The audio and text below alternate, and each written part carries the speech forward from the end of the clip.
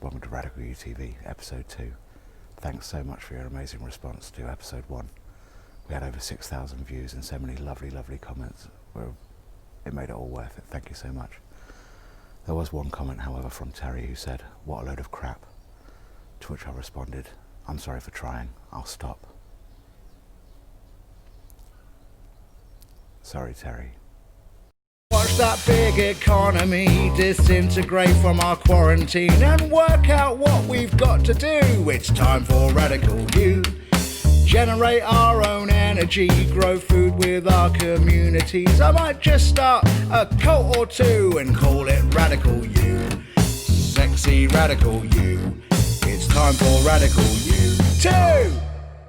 Radical U is not recorded in front of a live studio audience. As you know, it's been a wild week all across the world. Things are burning, and I hate to get so serious at the beginning of the show, but it's important that we talk about this, and it's such a serious matter that I've actually made an extra video to go with it. So here it is. How not to wash your hands. Hi guys, I know it's really important at the moment to, make sure we don't wash our hands of anything. I know, as white people, we want to wash our hands a lot. We want to reach straight for the soap and the water and just sort of say, but all lives matter, or I don't see colour or whatever. But at the moment, what we have to do is not wash our hands. So I know a few other people have been doing this sort of like videos on how to do things. So what you do is you don't run the water, you don't pour any soap on your hands or whatsoever. You make sure you say Black Lives Matter and that we should all fight for equality and we have to speak up. If we're silent, we're complicit. This is how we do it, okay? So bear with me, simple steps. No water, no soap. Don't wash your hands, and do that for exactly the length of 2 verses of M People's Search for the Hero Inside Yourself. Search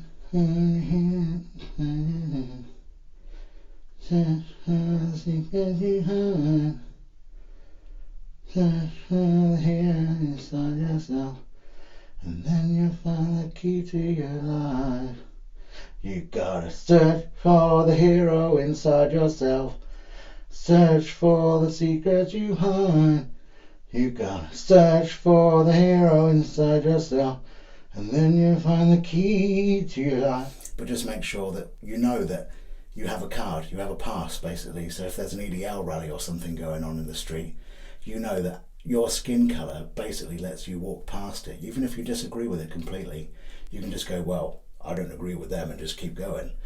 But there are people out there who can't do that. There are people out there who suffer every day with just the smallest of little torments to do with racism. And it's just really important that right now, all of us don't wash our fucking hands. Okay? So now we know what to do. Of course, it doesn't help that this week's episode is 100% white people and 99% male. It's over to Tom now, the ecologist and musician, with his series, Swords of Truth.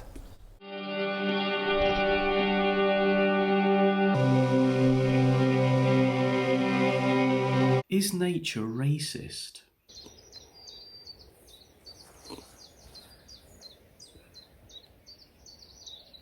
You racist? So in biology and ecology, most species are organised taxonomically, which for the most part is based on genetic traits. So as far as humans are concerned, there is no single kind of defining trait that distinguishes one race from another.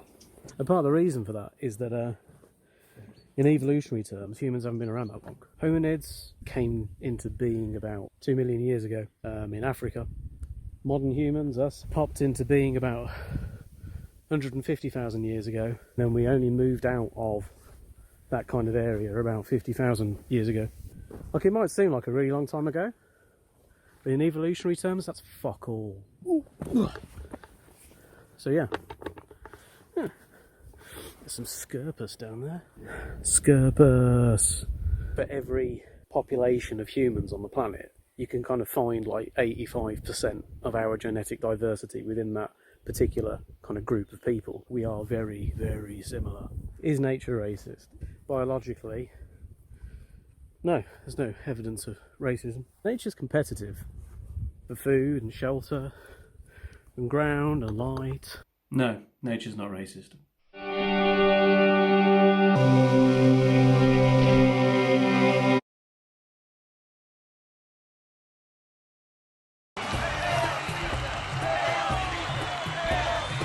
$50,000 more nurses, 40 new hospitals,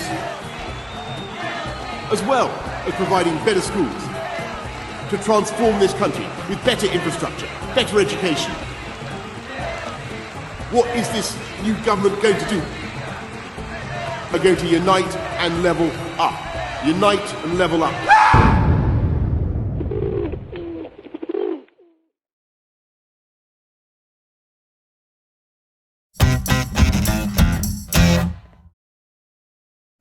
For various reasons, I'm in lockdown here on the Isle of Wight, and I haven't seen my mum for 3 months or so.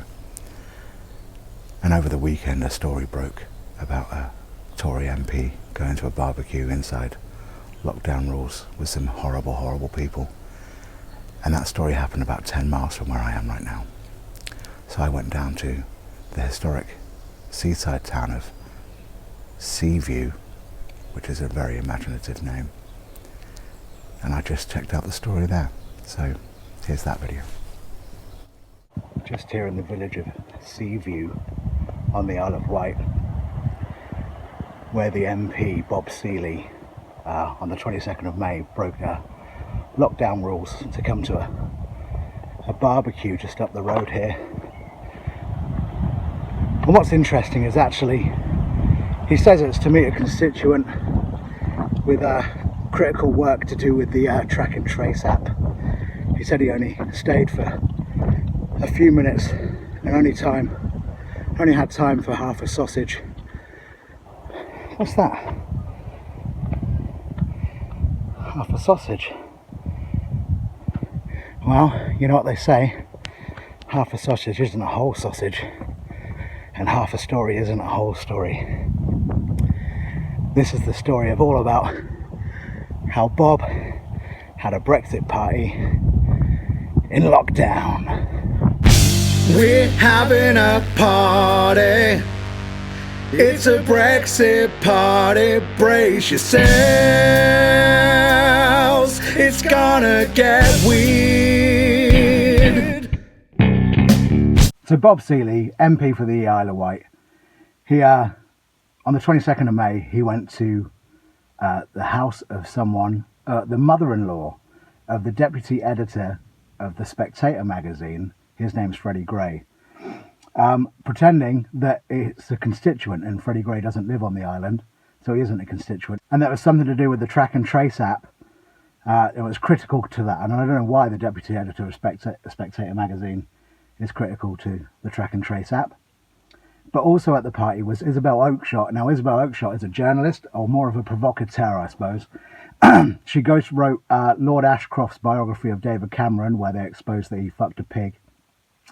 And also she leaked all the emails from the UK ambassador in the US, which forced him to resign after he called the Trump government inept and incompetent. She's also dating a man called Richard Tice, who is the chairman of the Brexit Party, also the chairman of Leave.eu, who still have lots and lots of strange things going on around them to do with their main sponsor, Aaron Banks, and where that money came from, Russian money possibly, who knows. So these guys were all at the party. Bob turned up with his girlfriend, who's also a journalist, and he said he stayed for 15 minutes and ate half a sausage. And it makes you wonder what sort of conversation you can have in half a sausage. So here's half a sausage. Let's see what we can do. Hi Bob. Hi Freddie. Just to say, we'd quite like you to sell the data from the track and trace app to us. Is that okay? Yeah. Do I get anything out of it? Yeah, you can have a couple of million quid or something, or a peerage, I don't know. Or we'll let the Russians help you out in the next election, whatever. Is that okay? Yeah. I'm a bit worried I'm breaking the lockdown rules like Dominic Cummings. And Freddie says, oh, don't worry about that. His wife, Jane Wakefield, works for us at the Spectator, and she lied about their movements. Don't worry about that. You alright though? How you doing, Bob? Yeah, not bad. I'm conducting 90% of my meetings out online these days, so obviously if I want to say something I don't want to be recorded, I'd probably have to do it face to face by breaking the lockdown rules, don't you think? Yeah, that's absolutely right, said Richard Tice. Yeah, I agree, says Isabel. Anyway, good to see you, Bob. Yeah, nice to see you, Freddie. Bye, Richard. Bye, Isabel.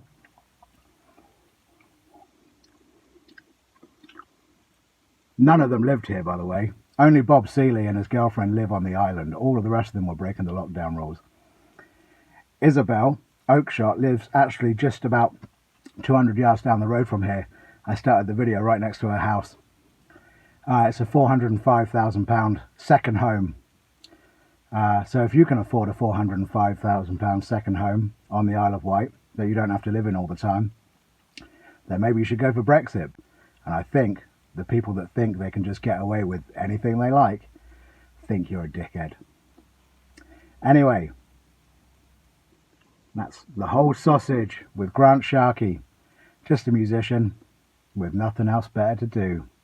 With a little bit of Russian money, you two can decimate an entire country. With a little bit of Russian money, you two can decimate an entire country. It makes you wonder what Vladimir Putin would think about all this. Luckily, I've got an expert in the US who can tell us all about him and what he's thinking right now. Putin? What, like his name is like poo in a tin? Oh my God, that's so funny. You know, not many people know I know a hell of a lot about poo in a tin. I used to go to a lot of parties way back there in the 70s. Basically, there was a lot of that going on. I don't know. That's where I met Belubia, Belabia, Bahubia, Belubu. What's her name? Oh yeah. She likes Putin. Like he poos in a tin. Staying smart and adaptable.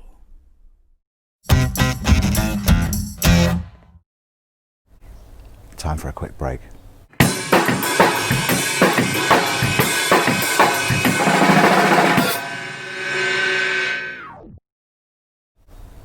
And now it's time for one of Ben Dlugokecki's amazing adverts, which he knocks up in just 15 minutes. He likes to think he's just being clever and smart and talented and stuff like that, but the truth is this is a phenomenal piece of work, and I hope you enjoy it. He obviously doesn't like me talking about him that way. He's quite humble. Yeah, it upsets him a little bit, but you watch him, he'll snap straight into that Mr. Showbiz thing that he's just so fucking good at. What is wrong with you? I mean, really? Well... Hello, I'm Ben Dlugokecki, local legend / singer-songwriter / lead singer of Southampton band Dlugokecki. We've supported Chesney Hawkes 3 times, and I've played Craig Charles's 40th birthday. Yes, Craig Charles of Robot Wars.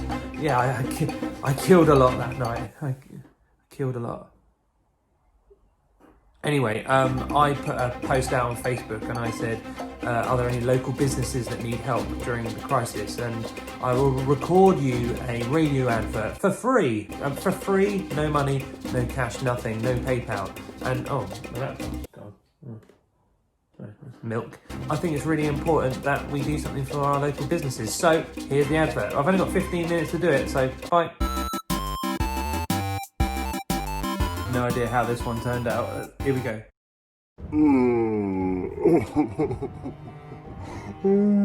Jabba, why do you cry?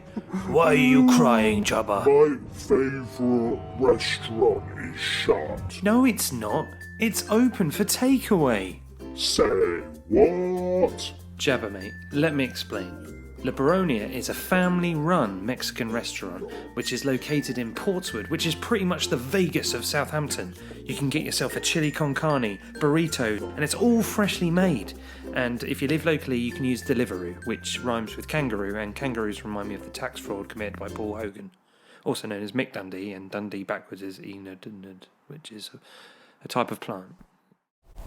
On Thursday I did my very first live stream show to my Facebook fans, and thanks so much to everyone that tuned in and put something in the hat that's made me feel like a rock star again. I've resisted doing live streams all this time because Frank Turner was doing about 55 a day, and there was no room left, there was no audience left for me. Luckily, Zan from the Lounge Kittens is here to help me work through those feelings, and last week I was a little bit cruel to her with the handover, so this week I'm going to say, Zan, thanks so much for being the only woman in this week's show. Thanks, Grant. During these difficult times of COVID-19, life can get pretty lonely when the only people you've got for company are those you're unfortunate enough to live with. It's important to try and maintain a normal social life. Keep in touch with your friends and kind of fill your social calendar.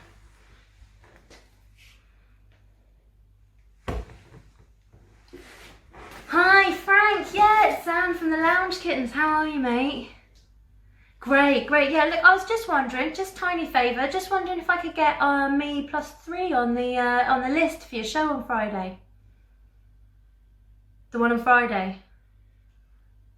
What do you mean, which one? How many are you doing? 47 this week? Mate. Yeah, no, just like me, yeah, maybe put me +5 actually. But, well, I can just watch it on my computer at home. But isn't that how everyone watches it? Isn't there any kind of like VIP, special, Zoom room, AAA thing going on? Surely they must have worked that out by now. Yeah, great. All right, maybe put +10 just to be sure. Yeah, might bring a few mates. Might not, see, keep it breezy. All right, yeah, you have a good one, Frank. Thanks, mate. Cheers, bye. What a legend.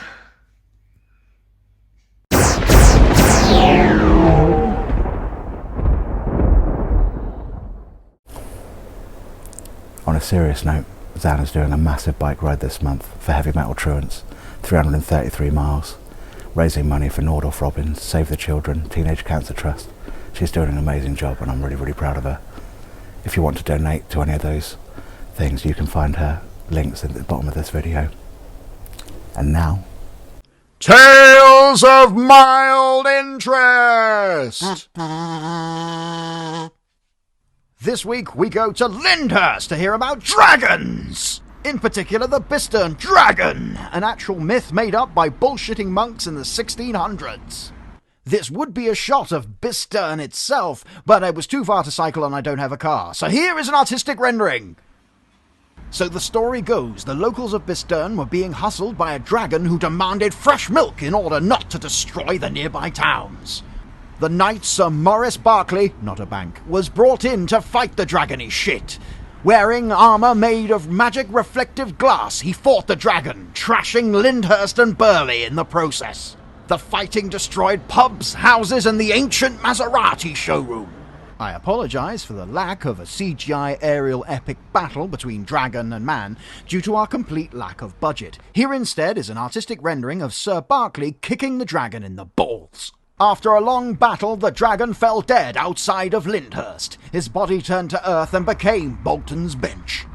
Despite of his magical reflective glass armour, Sir Barclay, still not a bank, was infected by the dragon blood. He went mad and ran off into the New Forest. After spending 14 days in the New Forest tripping balls on dragon blood, he returned to Bolton Bench, where he sadly died. His bones then turned into this yew tree, because magic. Lyndhurst was saved. The dragon was dead. Sir Barclay, definitely not a bank, was now a tree. And everyone celebrated with ice cream. Apart from all the donkeys, because they of course fucked off the moment I tried to start filming them. Tales of Mild Interest!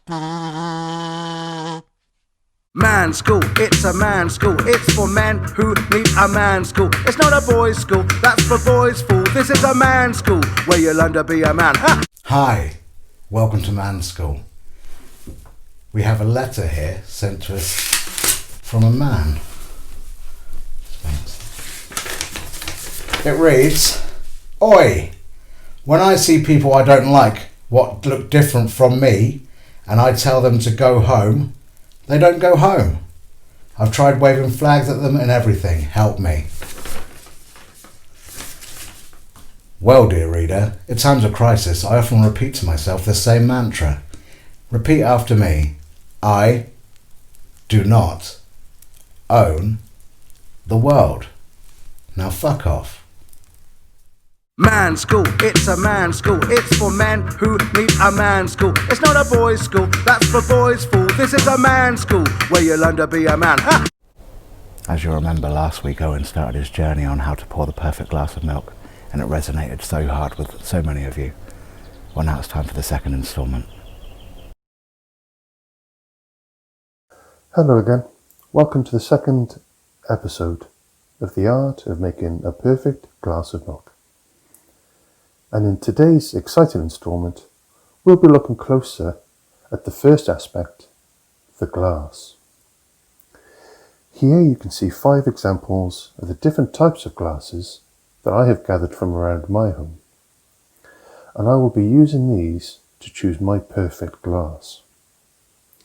Now obviously you can't use any of these because they are mine, but I do encourage you to get out, have a look around your home and find different types of glasses that you can then choose to select the perfect glass from.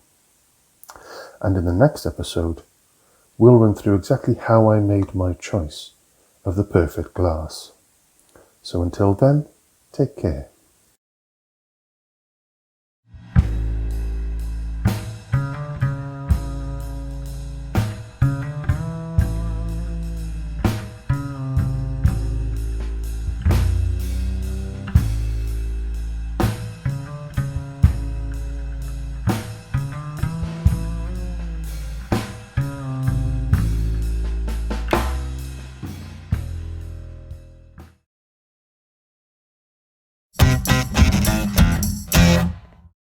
Alright amigos, a slightly more rotund and hairy comedy jester here, and what makes me happy, apart from this amazing view, is this. My allotment. Oh my goodness. We've got broad beans, runner beans, got some parsnip down there, tomatoes, you name it, I'm growing it. But if you come with me, hopefully, I've got a little trick that will make you guys happy as well. See you in a bit. So here we are at my lockup. I'd like to show you a trick where I balance these 7 brushes on my face.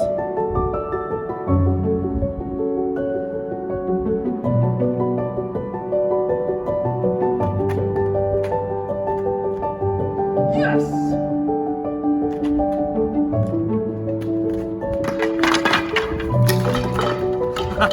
Hope you have a great day. See you later, guys. Bye. Thanks to Russ, who's actually the jester at the castle in Conwy in North Wales, for sending that video in. Although I do question why a man would have a lock-up and 7 brooms. Anyway, I too started a panic farm, as you can see, and the moment the lockdown hit, I put my fork in the ground and just started growing as much food as possible. And here's a little thing that I've made as part of that, which is about one of my favourite things to do in the evening. It's dedicated to one of the most iconic and brilliant characters in comedic history. It's called Basil 4T.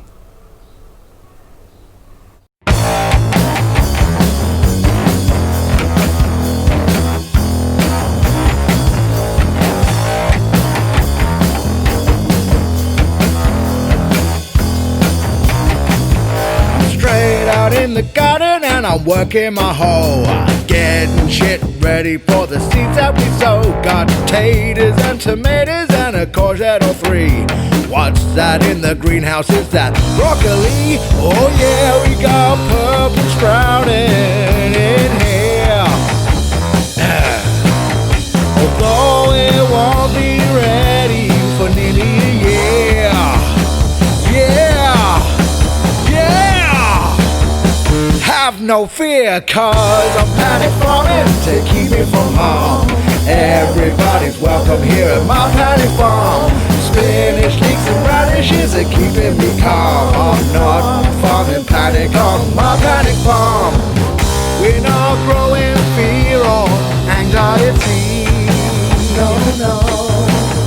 Instead we'll harvest carrots and beetroots and garlic and onions and pumpkins and peas and herbs and chilies and funny French beans.